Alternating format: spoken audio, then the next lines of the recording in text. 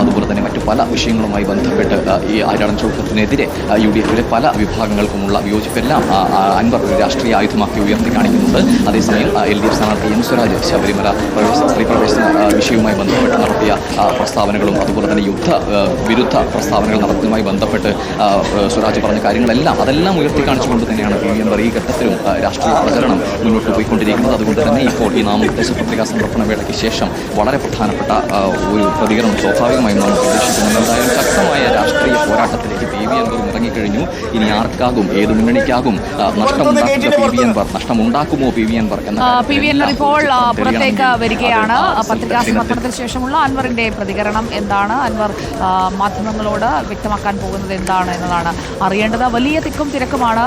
നമുക്കൊപ്പം അഷ്കർ അലി കരിമ്പയും ഉണ്ട്. അഷ്കർ അലി കരിമ്പ, അതോടൊപ്പം തന്നെ നമ്മുടെ അലി അക്ബർ ഷാ, എല്ലാവരും അൻവറിന് ഒപ്പം തന്നെയുണ്ട്. PV അൻവറിന് എത്രത്തോളം ജനകീയ പിന്തുണ ലഭിക്കുന്നു ഈ തെരഞ്ഞെടുപ്പിൽ, അതാണ് അടയാളപ്പെടുത്താൻ പോകുന്നത്. 19-ാം തീയതി വിധി എഴുതുമ്പോൾ പോളിംഗ് ബൂത്തിലേക്ക് എത്തുന്ന നിലമ്പൂരുകാർ PV അൻവറിനെ എത്രത്തോളം സ്നേഹിക്കുന്നുണ്ട് എന്നതിൻ്റെ ഒരു അടയാളപ്പെടുത്തലായി അത് മാറാൻ പോവുകയാണ്. നമുക്കിപ്പം അഷ്കർ അലിയുണ്ട്. അഷ്കർ അലി, PV അൻവർ എത്രത്തോളം ജനകീയനാണ് എന്നതിൻ്റെ ഒരു വിലയിരുത്തലല്ലേ നടക്കാൻ പോകുന്നത് ഈ 19-ന്?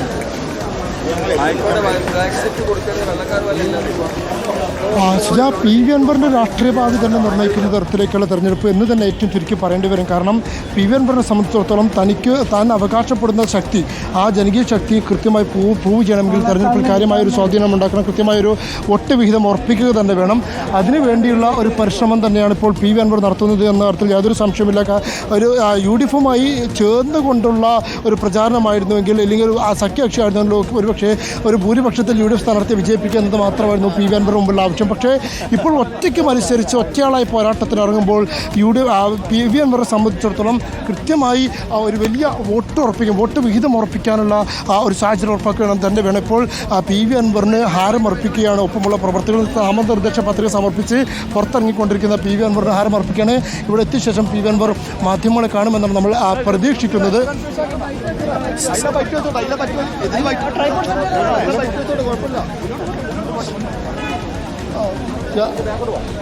PV അൻവർ ഇപ്പോൾ പുറത്തേക്ക് ഇറങ്ങി വരികയാണ്. വലിയ തിക്കും തിരക്കും അവിടെയുണ്ട്. അഷ്കർ അലി കരിമ്പയും അലി അക്ബർ ഷായും അടക്കം നമുക്ക് പോകുന്നുണ്ട്. എല്ലാവരെയും അഭിവാദ്യം അർപ്പിച്ച് അൻവറിനെ കാത്തു നിൽക്കുന്നുണ്ട് കുറേ ആളുകൾ. വലിയ തിക്കും തിരക്കുമാണല്ലോ അഷ്കർ.